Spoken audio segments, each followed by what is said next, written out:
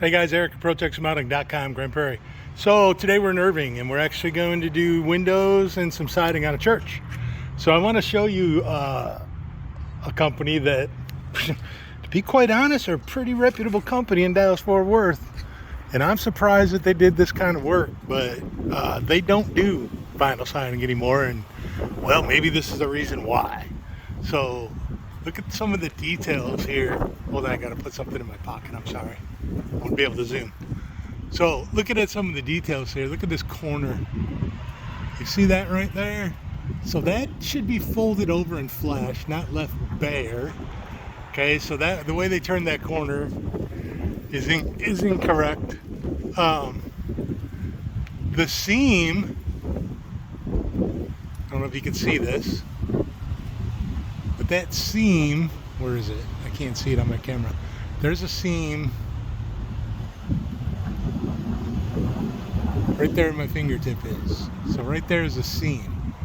That seam is backwards, right? So the seam, you're supposed to put this piece on first, and then, or I'm sorry, you go up your rake. So you put your right side piece on first, your left side overlaps your right, so when water comes this way, it doesn't get behind the seam.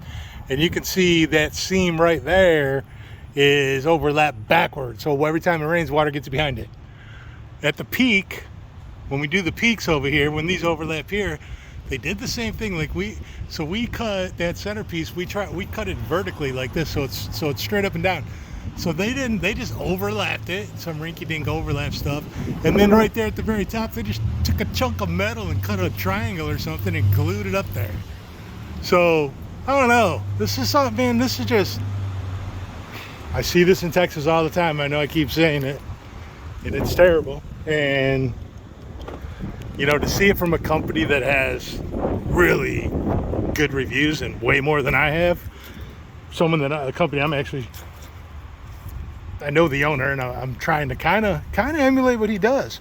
But I see why he got out of the vinyl siding business, because apparently whoever was doing his siding, they just didn't know what the hell they were doing. So, and maybe it was just his crew. I don't know. I have no idea. But they wouldn't even come out here and repair it. You know, they told the church, hey, we don't do it anymore, and sorry. So here's what happened. I got called out here originally for siding. They had blow off. So that whole wall right there blew off the wall, right? The reason it blew off the wall is, I would bet, and I won't know till I tear it off, but I would bet this siding is not screwed to the wall. I would bet this siding is nailed to the wall. Here's some of the old siding. And when you have blow off on the siding, so the locks broke a little bit. This is an old all side panel. It's not a bad panel. It's Charter Oak. It's a decent panel. But what you see here is none of the nail hems. Well, that one let go. So that was the siding letting go, and not the way it was installed. This is not a reinforced hem. The new siding nowadays, this is folded over similar to this, and it's a reinforced hem. And then we put them on with truss screws, so we screw it so you don't get blow off. So this is a combination of a cheap siding panel and not the best install in the world for sure. We're going to replace these old windows. We're going to re-trim all this winky looking trim. We're going to put gutters up here. This is 60 feet of gutter going from this side to the other side. Down there is 60 feet. You don't ever want to go over 40, even with big downspouts. And I would imagine when we look, we'll see. I'll do a video, but I imagine we take these downspouts off. They got small inlets. They don't have the big inlets anyways. So 60 feet is really a no-no. And then you get down here and that downspout is crushed. That 60 feet of water is only going to go that fast. So what's going to happen is them gutters are going to overflow. Defeats the purpose of having gutters in the first place. Get over here. Hold on. Oops, wrong side. Yeah, I just walked through here. You think I know how to open the gate. There we go. Okay, so we get over here and you can see we've got some more siding damage. So the siding we're going to put on here is Craneboard. Craneboard is a laminated panel that has insulation that's the same shape as the siding, so you don't have this, right? When you hit it, it's solid. This is not solid. Hail probably hit that. There's a hole back there. So really no telling what happened.